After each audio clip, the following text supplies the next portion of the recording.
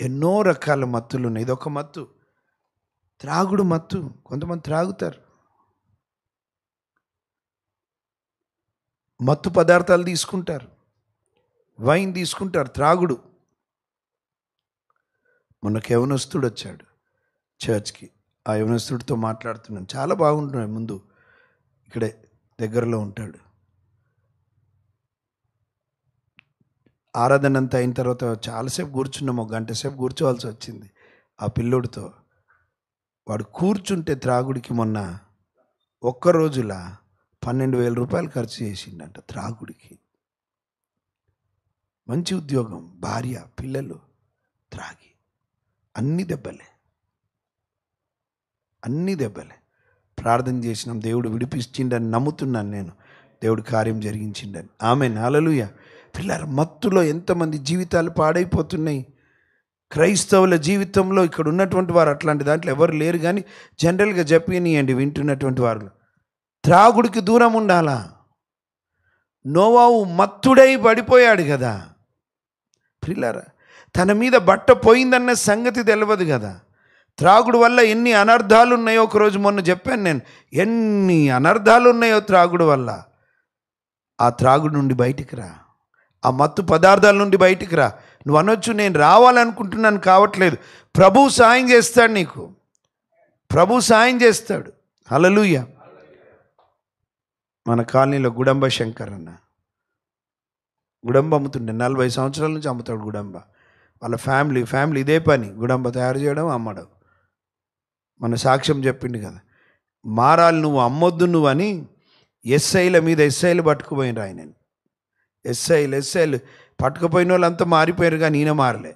ఈయన తాగుడు మానలే, అమ్మడము మానలే.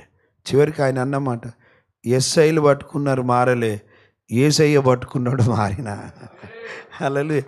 God is a great God. ఆయన సర్వోన్నతుడు కదా, ఆయనకు అసాధ్యమైంది ఏముంది ప్రియులారా. ఈరోజు ఏ రకమైన మత్తున్నా కమ్అవుట్ ఇన్ జీసస్ నేమ్. యేసు నామం దాని నుంచి బయటకు వచ్చాయి. హల్లెలూయా. త్రాగుడు ఒక మత్తు ప్రియులారా, నిద్ర ఒక మత్తు. నిద్ర కొంత వినండి, ఎన్ని గంటలు పడుకోవాలో అన్నే గంటలు పడుకోవాలి. అన్ని గంటల కన్నా ఎక్కువ పడుకుంటే నువ్వు మత్తులో ఉన్నావని అర్థం. 6-7 గంటలు మా అంటే 8 గంటలు. 5 గంటల కన్నా తక్కువ పడుకుంటే తొందరగా చనిపోతారంట. 5 అవర్స్ కన్నా తక్కువ పడుకుంటే ప్రతిరోజు తొందరగా చనిపోతారు. 10 గంటల కన్నా ఎక్కువ పడుకుంటే కూడా తొందరగా చచ్చిపోతారు. 10 గంటల కన్నా ఎక్కువ పడుకోవద్దు. 8 అవర్స్ మీ వయసుని బట్టి చూసుకోండి ఒకసారి, ఎన్ని గంటలు పండుకోవాలో. నిద్ర కూడా ఎంత పడుకోవాలంత పిల్లల. నిద్ర ఏం చేస్తుందో తెలుసా, దేవుని కార్యము చేయకుండా, నీ జీవితంలో దేవుని కార్యము పొందుకోకుండా, దేవుని కార్యాలు చూడకుండా, దేవుని సన్నిధిలో ప్రార్థించకుండా నీ జీవితాన్ని పాడు చేస్తుంది. వింటున్నారా? చూడండి కొన్ని విషయాలు. యోనా గ్రంథం తీయండి, చదవండి.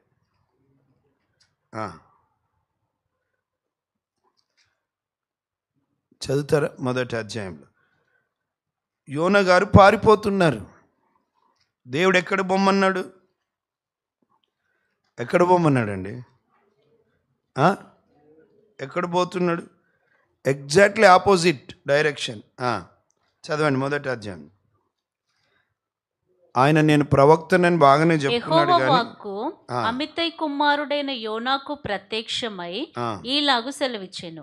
నినవే పట్టణస్థుల దోషము నా దృష్టికి ఘోరమాయను గనుక నీవు లేచి నినవే మహాపట్టణమునకు పోయి దానికి దుర్గతి కలుగునని ప్రకటింపుము. అయితే యెహోవా సన్నిధి నుండి తార్షీషు పట్టణమునకు పారిపోవలెనని యోనా యొప్పేకి పోయి తార్షీషునకు పోవు ఒక ఓడను చూచి ప్రయాణమునకు కేవు ఇచ్చి యెహోవా సన్నిధిలో నిలువక ఓడ వారితో కూడి తార్షీషునకు పోవుటకు ఓడ ఎక్కెను. అయితే యెహోవా సముద్రం మీద పెద్ద గాలి పుట్టింపగా సముద్రమందు గొప్ప తుఫాను రేగి ఓడ బద్దలైపోవు గతి వచ్చెను. కాబట్టి నావికులు భయపడి ప్రతివాడును తమ తమ దేవతను ప్రార్థించి ఓడ చులకన చేయుటకై అందులోని సరుకులను సముద్రంలో పారవేసిరి. అప్పటికి యోనా ఓడ దిగువ భాగమునకు పోయి పండుకొని గాఢ నిద్రపోయి ఉండెను. అప్పుడు ఓడ నాయకుడు అతని యొద్దకు వచ్చి ఓయి నిద్రపోతా నీకేమి వచ్చినది? లేచి నీ దేవుణ్ణి ప్రార్థించు. ఇక్కడ మనకు తెలుసు సమస్య వచ్చింది, కానీ ఒక్క మాట, నీవు ప్రార్థించకపోవడానికి, నువ్వు ప్రార్థిస్తే దేవుడు కదులుతాడు, నువ్వు ప్రార్థిస్తే దేవుడు నీ జీవితంలో కదులుతాడు, ప్రార్థిస్తే నీ జీవితంలో కార్యం జరిగిస్తాడు, నువ్వు ప్రార్థిస్తే నీ కుటుంబంలో దేవుడు కార్యాలు జరిగిస్తాడు, నువ్వు ప్రార్థిస్తే సంఘములో దేవుడు కదులుతాడు, నువ్వు ప్రార్థిస్తే నీ పరిచర్యలో కదులుతాడు, నువ్వు ప్రార్థిస్తే సమాజంలో కదులుతాడు. కనుక సాతానుడు ఎక్కడ దెబ్బ కొడతాడో తెలుసా? ఇది పాపములాగా కనబడదు, కానీ దేవుని కార్యాలను ఆపేస్తుంది. ఏంటిదంట? ఓయి నిద్రపోతా, నీకు ఏమి వచ్చినది? నీవు లేచి దేవునికి ప్రార్థించు. చూడండి, నిద్రపోతున్నావు ప్రార్థన లేకుండా. ఈరోజు చాలా మన పరీక్ష చేసుకోవాలా.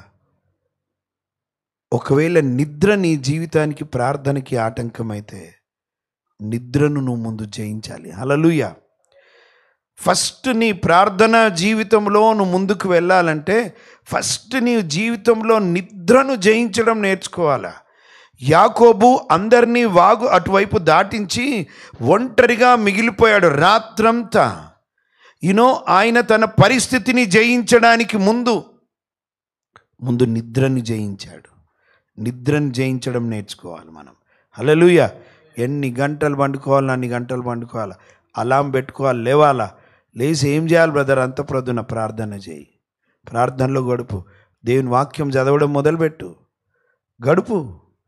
పోయి నిద్రపోతా, ఏమి వచ్చింది? లేచి నీ దేవుణ్ణి. ఘోరమైన విషయం ఏంటంటే పొద్దుగాల మనకన్నా ముందు చాలామంది లేచి అన్ని మైకులు మోగుతుంటాయి, అన్నీ మోగుతుంటాయి, క్రైస్తవులు ఇంకా పడుకొనే ఉంటారు. ప్రార్థించాల్సినటువంటి క్రైస్తవులు, ప్రభు కొరకు ఒక వెలగాల్సినటువంటి క్రైస్తవులు, ప్రార్థన ద్వారా తమ జీవితంలో దేవుని కార్యాలను పొందుకోవాలని, సమాజంలో సంఘంలో దేవుడు కదలాలని ఆశించి ప్రభు నుండి పొందుకోవాల్సినటువంటి వారు ప్రార్థన వల్ల ప్రియులారా తమ జీవితంలో పాడు చేసుకుంటున్నారు. మత్తు నిద్ర. చూడండి, మత్తయి సువార్త ఒక్క మాట 26వ అధ్యాయం 40వ వచనం చదువున్నాను. 26. ఆయన మరలా శిష్యుల యొద్దకు వచ్చి వారు నిద్రించుట చూచి ఒక్క గడియ అయినను నాతో కూడా మేల్కొని ఉండలేరా? మీరు శోధనలో ప్రవేశించొద్దు అంటే మెలకువగా ఉండి ప్రార్థన చేయుడి. మీరు శోధనలో ప్రవేశించొద్దు, పడిపోవద్దు. అదే మనం లూకా సువార్త 21లో కూడా చూసుకున్నాం కదా. మనిషి కుమారుని ఎదుట మీరు నిలబడినట్లు అంటే యోగ్యులుగా ఉండినట్లు మెలకువగా ఉండి శోధనలో ప్రవేశించకుండానట్లు. యాక్చువల్గా ఇంగ్లీష్ బైబిల్, గ్రీక్ దాని మీనింగ్ అక్కడ ఒరిజినల్ ఏముంటుందంటే ప్రవేశించకుండానట్లు కాదు, శోధనలో మీరు ఓడిపోకుండానట్లు, గెలుచున్నట్లు. శోధనలు వస్తాయి ప్రియులారా. శోధనలో ఒక జయ జీవితం జీవించాలంటే నీకు ప్రార్థనా జీవితం ఉండాలి. యేసుక్రీస్తు ప్రభుల వారు ఈ లోకంలో ఉన్నప్పుడు ఆయన పెందలకడనే లేచి ఇంకా చాలా చీకటిగా ఉన్నప్పుడే అరణ్య ప్రదేశం వెళ్ళి అక్కడ ప్రార్థన చేయుచుండెను. ఈరోజు సాతానుడు ఎక్కడ దెబ్బ కొట్టాడో తెలుసా? ప్రార్థన జీవితం మీద దెబ్బ కొట్టాడు. If you are failed in prayer life, you have failed in every area of our life. ప్రార్థనలో మనము ఓడిపోయామంటే ప్రియులారా మన జీవితంలో ఆల్రెడీ ఓడిపోయినాము. We have failed. ఓడిపోయావు. ఒకసారి పరీక్ష చేసుకోండి. నీ ప్రార్థన జీవితం ఎంత time, how much time you will spend in prayer. ఈరోజు ప్రార్థన కూడా అవసరం లేదనే బోధ వచ్చేసింది. ప్రార్థన గురించి ఎన్ని వచనాలు ఉన్నాయండి. ప్రభువే అంటున్నాడు కదా, మీరు శోధనలో ప్రవేశించకున్నట్లు మెలకువగా ఉండి ప్రార్థన చేయండి, ఎడతెగక ప్రార్థన చేయండి, విసుకక నిత్యము ప్రార్థన చేయండి, మెలకువతో ప్రార్థన చేయండి, పట్టుదలతో ప్రార్థన చేయండి, ఆసక్తితో ప్రార్థన చేయండి, అత్యాసక్తితో ప్రార్థన చేయండి. పిల్లలు ఎన్ని వచనాలు ఉన్నాయి. ప్రార్థన. ఈ ప్రార్థనలో ఎందుకు ఓడిపోతున్నామో తెలుసా? ఒక విషయం, మత్తు నిద్ర. చూడండి అదే మాట చదవండి కిందికి. అక్కడే ఆత్మ సిద్ధమే కానీ శరీరము బలహీనమని పేతురుతో చెప్పి మరలా రెండవ మారు వెళ్ళి, నా తండ్రి, నేను దీనిని త్రాగితేనే గాని ఇది నా యొద్ద నుండి తొలగిపోవట సాధ్యము కాని ఎడల నీ చిత్తమే సిద్ధించుగాక అని ప్రార్థించి తిరిగి వచ్చి వారు మరలా నిద్రించుట చూచెను. మళ్ళీ ప్రభు చెప్పాడు కదా మెలకువగా, మళ్ళీ నిద్ర. ప్రార్థనకి ఒక విరుద్ధమైనది ఏంటంటే, ఒకటి నిద్ర. నిద్ర మన ప్రార్థన జీవితాన్ని లేకుండా చేస్తుంది. చదవండి. ఏలయనగా వారి కన్నులు భారముగా ఉండే, మంచి మత్తుగా ఉన్నాయి. భారం అంటే ఇంట్లో మోస్తున్నట్టు. ఆల్ నైట్లో అప్పుడప్పుడు చూస్తుంటాను, మన దగ్గర నెలకు అవుతుంది కదా, ఫస్ట్ మంచిగా ఉంటారు, ఇట్లా టైం పోతున్న కొద్ది ఇట్లా చూస్తుంటారు. భారం. అఫ్కోర్స్ రోజంతా కష్టపడతారు కనుక అలసిపోయి వచ్చి ప్రార్థనలో కొంచెం కష్టమే. నేనేమంటానంటే, ఆల్ నైట్లో నిద్ర రావడం తప్పు కాదు, రోజు పడుకునే టైం కనుక నిద్ర వస్తుంది. సింపుల్, మనం చేయాల్సిందే అంటే మొహం కడుక్కొని వచ్చి కూర్చోవాలి. నిర్ణయం చేసుకున్నాం కదా ఉండడానికి, దాన్ని జయించగలగాల. చూడండి ఒక మాట, లూకాసు వార్త అక్కడే 9వ అధ్యాయం 28వ వచనం నుంచి చదవండి. ఈ మాటలు చెప్పినది మొదలుకొని రమారమి 8 దినములైన తర్వాత ఆయన పేతురును, యోహానును, యాకోబును వెంటబెట్టుకొని ప్రార్థన చేయుటకు ఒక కొండ ఎక్కెను. ప్రార్థన కొరకు అంత స్పెషల్గా వెళ్ళడం ఆలోచించండి. ప్రార్థన చేయుటకు కొండ ఎక్కెను. ఆయన ప్రార్థించుచుండగా ఆయన ముఖరూపము మారెను. ఇది ప్రార్థనలో ఏమైతుందో తెలుసా? మన బ్రతుకులు మారిపోతాయి. మోషే గారు ప్రభుతో గడుపుతున్నాడు, ఏమైంది? ఆయన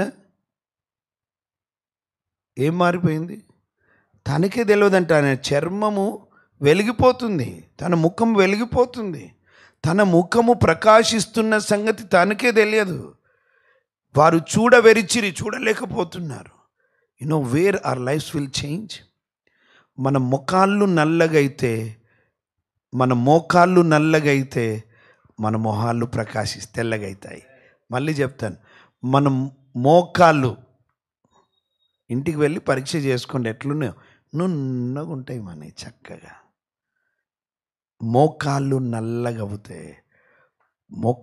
ముఖాలు ప్రకాశింపబడతాయి, ముఖాలు తెల్లగా ఉంటాయి. అంటే వెలుగుతాయి, కలర్ మారుతుందని నేను అనట్లే, కానీ ఆ వెలుగు ఉంటుంది మొహంలో. బ్రదర్ ఏంటో బ్రదర్ ఈ మధ్యలో వెలిగిపోతుంది. ఎస్, మరి ప్రార్థనలో గడుపుతున్నాడు ఆ బ్రదర్, ఆ సిస్టర్ గడుపుతుంది మరి. రైట్, ఏమైనా చదవండి అక్కడే. ఆయన ప్రార్థించుచుండగా ఆయన ముఖరూపము మారెను, ఆయన వస్త్రములు తెల్లనివై దగదగా మెరిసెను. మరియు 2 పురుషులు ఆయనతో మాట్లాడుచుండిరి. వారు మోషే, ఏలియా అనువారు. వారు మహిమతో అగుపడి ఆయన యెరూషలేములో నెరవేర్చబోవు నిర్గమమును గూర్చి మాట్లాడుచుండిరి. పేతురును అతనితో కూడున్నవారును నిద్రమత్తుగా నిద్రమత్తు. కొంతమంది పండుకుంటే భూకంపం వచ్చినా ఎవరండి, ఈ పక్కకు దొంగలు వచ్చి అన్ని ఎత్తుకొని పోతున్నా. వినండి, నిద్రమత్తు విషయంలో జాగ్రత్త. యవనస్తులారా వినండి, ఎన్ని గంటలు పండుకోవాలా? ప్రొద్దున్నే లేవాలా. పని ఉండకపోని ప్రొద్దున్నే లేచి నీకు ఒక పని ఉంది, బైబిల్ చదువుకోవాలా, ప్రార్థన చేసుకోవాలా. ప్రొద్దున్న లేచి నిద్రమత్తు జాగ్రత్త. నిద్రమత్తు చింపిరి గుడ్డలకు కారణమవుతుంది. సోమరోళ్ళను చూడండి, రాసి పెట్టుకోండి, మార్క్ దట్ పర్సన్, వాడు సక్సీడ్ కాలేడు. బైబిల్ గ్రంథంలో మీరు చూడండి, చరిత్రలో చూడండి, ఉదయమే లేచినటువంటి వారి జీవితంలో దేవుడు కార్యాలు జరిగించాడు. హల్లెలూయా. ఎర్లీ మార్నింగ్ చరిత్రలో కూడా కామన్ థింగ్ వి సీ. దేవుని చేతిలో బలంగా వాడబడిన వారు బైబిల్ గ్రంథంలోనైనా చరిత్రలోనైనా ఎవరైతే ఉదయంనే లేచి ప్రభు సన్నిధిలో మొరబెట్టినారో, గంటలు గంటలు గడిపినారో, వారు దేవుని చేతిలో బలంగా వాడబడినారు. హల్లెలూయా. వింటున్నారు? ఉదయమే ప్రొద్దున్న ఎర్లీ మార్నింగ్ దేవుని వెతకాలి. Before you talk to anybody, ఎవరితో మాట్లాడడానికి ముందు, ఎవరి మాటలు ఇంకా నీ చెవిన పడడానికి ముందు ఉదయమే లేచి ప్రభుని కలుసుకోవాలా. ఈ స్వీట్ వాయిస్ మాట్లాడతాడు ఆయన. హల్లెలూయా. ఇది చాలా అమూల్యమైనది ప్రియులారా.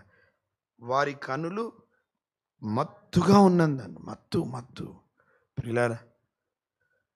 ప్రేమ వ్యవహారాలు ఒక మత్తు, వ్యభిచార సంబంధమైనది ఒక మత్తు, చంపబడుతున్నారు, నిద్ర మత్తు.